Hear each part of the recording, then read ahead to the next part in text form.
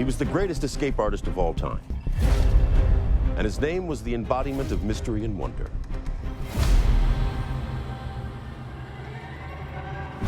I'm Laurence Fishburne.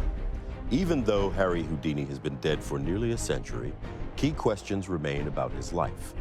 On tonight's mystery, Houdini's Diaries, kept under lock and key in New York City, may answer some of those questions. It is the first time they have been made public. For the first time, we're getting to see Houdini in his own words, the most unfiltered version of the man. What do the diaries reveal about the real Harry Houdini, his background, and how he became the world's greatest showman? Houdini wanted to be bigger than life, and he would do anything towards that end. What was the secret of his mass appeal? Houdini was certainly the person who made the idea of an escape artist mean something to the world. I defy the jails of the world to hold me. That is a better slogan than all you need is love.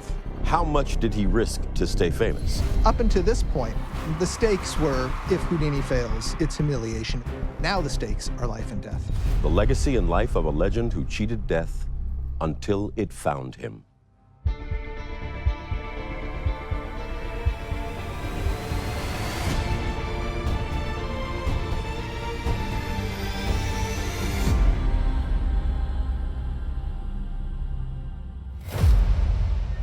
The most famous magician today is Harry Houdini. The first magic name people can name, Harry Houdini. Kids on the street know his name when they don't know Penn and Teller. In any famous person's life, there are at least 3 different stories for any one event. Except in Houdini's life, there are 10 stories to any one event. Harry Houdini kept diaries throughout his life.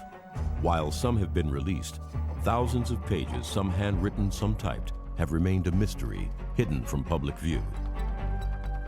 A handful of trusted magicians and Houdini scholars have been allowed to read them. At last, the custodian of the diaries, magic historian Bill Kalush, has agreed to make them available.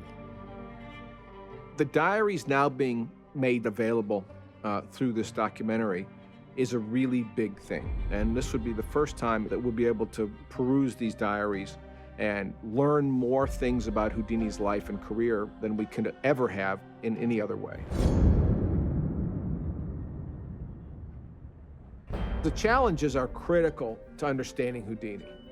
You can't understand Houdini and his fame, why he's enduring in our culture. You can't understand any of those things if you don't understand the challenges.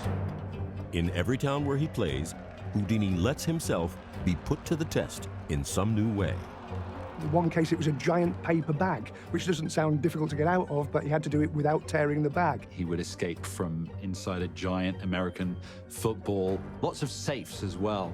I believe there was one escape that he did from a large dead whale. Escapes are inherently boring, but the moment you put a human element to it, now all of a sudden there's stakes that the audience can relate to, and they're going to pick a side. You know, who's going to win? Who do you want to win? And it was really smart. Not only the things that he was doing were, you know, unique and so would get new press attention, but at the same time, was our town going to be the town that beat Houdini? There's only one problem. In all these provincial towns, you might not have enough people to volunteer to do challenges or even to respond to you to do challenges to keep the show up every night. For years, people have wondered how these challenges came about. A lost diary entry provides the answer. Writing about a show in England, Houdini says in a kind of gibberish, Friday challenge, box built on stage. Had 3 men of Burroughs Sawmill, same firm as last time. Gave the foreman Coburn, pray pound. The other 2 men received, be quick. There's something that I didn't understand until reading the diaries, and that's that Houdini would actually pay people to come up on stage and challenge him. He would write it in a secret code in his diary. I can't really explain why he would only put those bits in code. Maybe he just didn't like the idea that he'd paid. Challenges were rarely delivered to Houdini's door.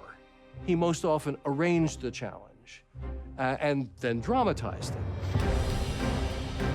Thanks to his formula, Houdini becomes a sensation throughout the United States and Europe. But it is in Russia that the persona of Harry Houdini, the man who could escape from any shackles, really sets fire to the imagination.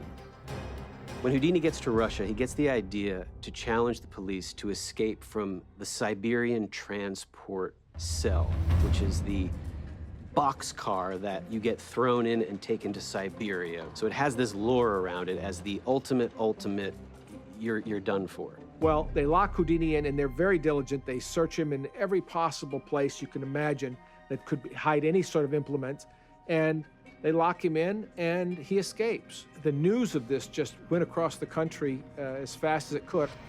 It immediately transported him to the status of iconic folk hero legend. The themes of his act really were relatable no matter where you were in the world.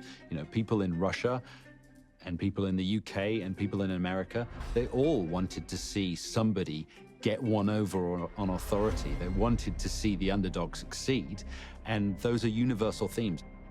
He's now arguably the most famous man in Russia. He's the most famous person in Germany, London, and America. He's dotting his way to becoming the most famous performer in the world. In his diary, Houdini revels in how he's treated by fans and possibly embellishes the details.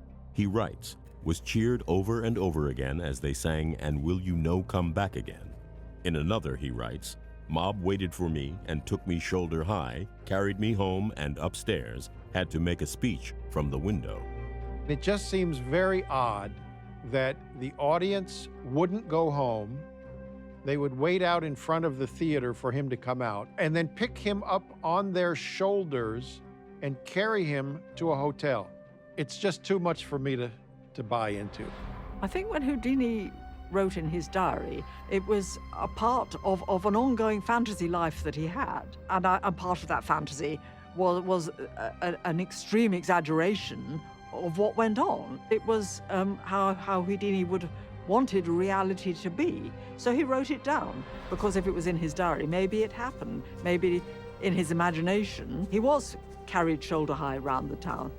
I have to think that he was writing these with the idea that in the future, other people are going to be reading this. And he wanted to make sure that they knew how great he was. For Houdini, it's all about legacy.